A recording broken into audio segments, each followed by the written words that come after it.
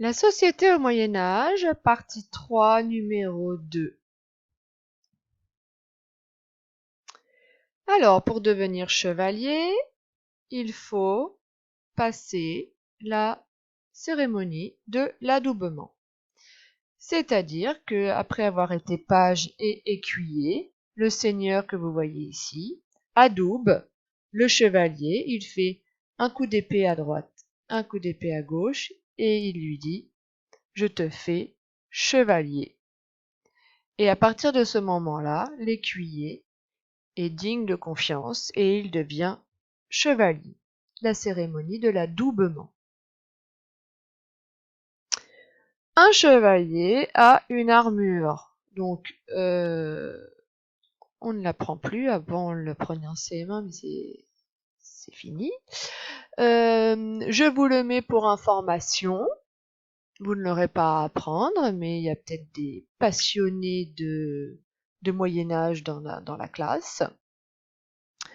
Ce qu'il faut connaître quand même, j'en ai assez parlé dans la vidéo d'avant, c'est l'écu, qu'on appelle un bouclier, qui est décoré du blason. Il faut connaître quand même le mot armure, ça paraît logique. Il faut savoir qu'ici, là, on l'a déjà vu avec les Vikings, ça s'appelle une cotte de maille ou aubert, mais on appelle plus souvent ça cotte de maille, mais il faut savoir qu'il a un autre nom, aubert. Ceci est une lance, en général vous le savez. Le casque s'appelle un aume. Ensuite, le chevalier a une épée. Il a des éperons ici, là.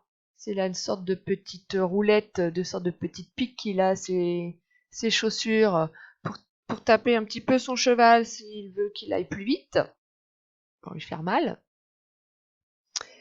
L'étrier, donc c'est là où on met le pied. Des genouillères pour protéger ses genoux. Épaulière pour protéger ses épaules. Voilà. Donc, si vous voulez regarder un peu plus longtemps, vous ferez pause. Le chevalier, comme on le disait dans la vidéo précédente, quand il n'est pas à la guerre, eh bien, il fait des tournois pour s'entraîner et montrer que c'est encore un pro-chevalier, qu'il est fort. Donc là, nous avons les nobles, les personnes riches qui viennent voir le spectacle. C'est un spectacle avant tout. Et donc, il y en a un qui court dans ce sens-là avec une lance, l'autre qui court dans l'autre sens avec une lance, et lui, là, il vient de toucher ce chevalier qui vient de tomber. Donc, il y avait des chevaliers qui étaient blessés et parfois qui mouraient. Certains ne mouraient pas en guerre, certains mouraient tout simplement en faisant des tournois. Voilà.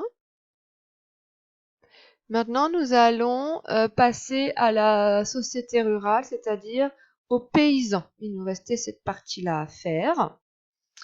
Donc, la société rurale, on l'a vu en géographie, c'est la campagne. Donc, à l'époque de Louis IX, c'est-à-dire Saint-Louis, produire de quoi nourrir la population est une préoccupation majeure, très importante. Les techniques agricoles restent sommaires et ne permettent pas de produire de grosses quantités de nourriture. 9 Français sur 10 vivent à la campagne, c'est énorme. D'accord? Ça fait 9 Français sur 10. C'est tout le monde, quoi. La vie des paysans est rude, difficile, car à chaque saison correspondent de nombreux travaux agricoles. Leurs habitations sont très simples. Elles se composent souvent d'une seule pièce avec des murs en terre ou en bois et un toit en chaume.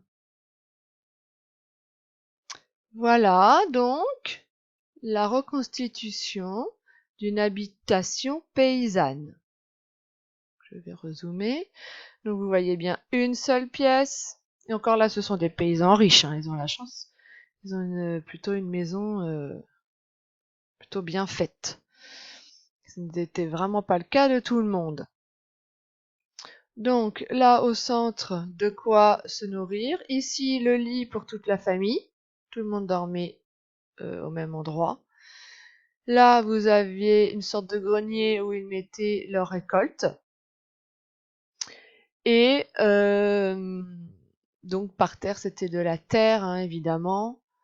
Et souvent on vivait là avec les grands-parents, les enfants. Il y avait des familles complètes. Et pour protéger leur bétail, parfois ils rentraient, enfin souvent, ils rentraient les moutons ou les vaches à l'intérieur pour que on leur vole pas leurs bêtes pendant la nuit. Ou si l'hiver, s'il faisait très froid.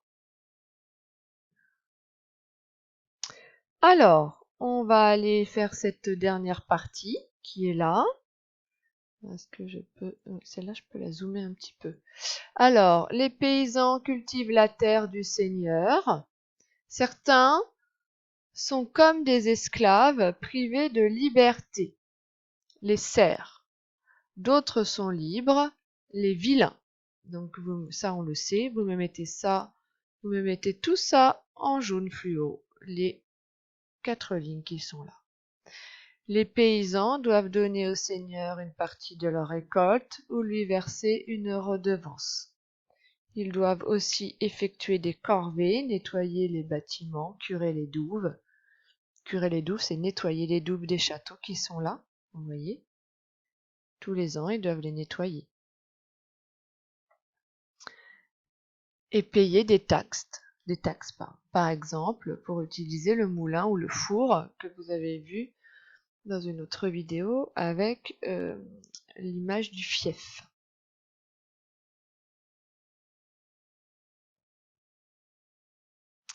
Donc le fief, ici vous avez dans cette partie-là, ce sont les paysans esclaves qui travaillent. Et là, sur ces terres-là, sur les tenures, ce sont les paysans libres. D'accord? Donc là, les réserves, c'est les terres uniquement réservées aux seigneurs, ce sont les esclaves, les paysans esclaves qui travaillent là. Et là, c'est les terres que le seigneur prête aux paysans, enfin en échange d'impôts, pour que les paysans puissent cultiver leurs champs, les paysans libres. Voilà. Alors maintenant, vous allez reprendre votre leçon. Et à la suite, vous allez écrire petit 3, une société rurale.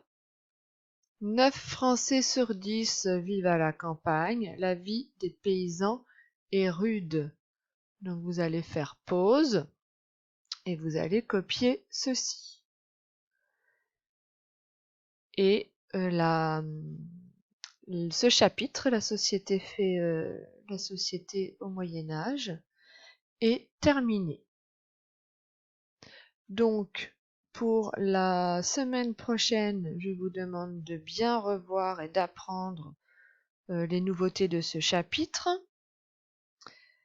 Et la semaine prochaine, nous sommes encore en télétravail, donc nous commencerons le nouveau chapitre. Donc ce chapitre-là, la société féodale, Saint-Louis et les croisades, nous les réviserons le premier jour où nous nous reverrons en classe, donc le lundi pour certains et jeudi pour les autres, et nous évaluerons ces 3 chapitres le mardi pour le groupe A, c'est-à-dire le groupe du lundi-mardi, et le jeudi pour le groupe B, c'est-à-dire le groupe du jeudi-vendredi. Il n'y aura plus d'évaluation par télétravail. Voilà. Donc vous inquiétez pas, tout ça je vais le noter sur le blog, hein, les dates, etc. Vous aurez tout. Par contre, je ne mets pas le modèle de la leçon vu qu'il n'y a que ces phrases-là à recopier. Voilà pour les petites infos. Il me restait un petit peu de temps, donc j'en profite pour vous les donner. S'il y a des questions, vous me les mettez sur le blog. À bientôt pour une nouvelle vidéo.